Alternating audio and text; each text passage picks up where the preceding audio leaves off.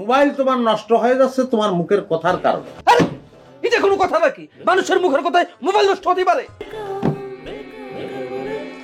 তুমি কও শালা সেদিন মোবাইলটা যে সাইরে দিছো, কিন্তু কদিন হলো, এক সপ্তাহ তো হয়নি, এর মধ্যে আবার শালা ডিস্টার্ব করতেছে। যান্ত্রিক জিনিস তা নষ্ট তো হতেই পারে। ওরে শালা সেদিন তো তুমি গ্যারান্টি দিয়েছো যে জীবনে আর কোনোদিন নষ্ট হবে না, তো তালে পরে এখন যে নষ্ট হলো সেটার জবাব কিটা দিবে? থামো, একটু ব্রেক করো দিদি, বুঝে নি। মোবাইল তো আর একটা দুটো ঠিক করি নে, সারা গায়ের মোবাইল এই এক হাতে ঠিক করতে, কেউ তো কোনো অভিযোগ নিয়ে আসে না।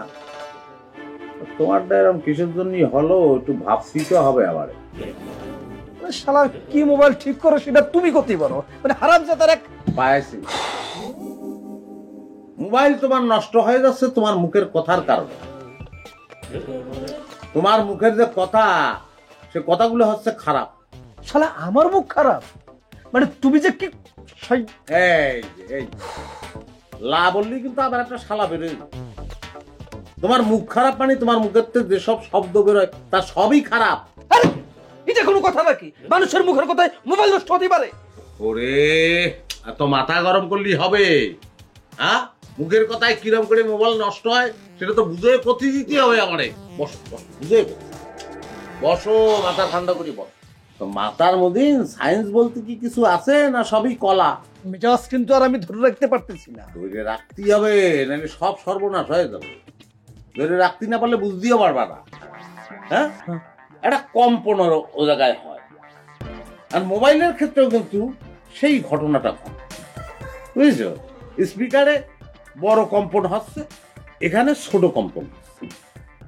এখন তুমি যখন জোরে শালা বলতেছো তখন মোবাইলের ভিতর টাইপিং, তখন এটার ভিতরে যে যন্ত্রপাতি আছে সব তো আর ভাইঙে তোমার বলা যাবে না, মানে বলার উপায়ও নেই, মেলা সময় লাগবে, বছর খানেকের মামলা।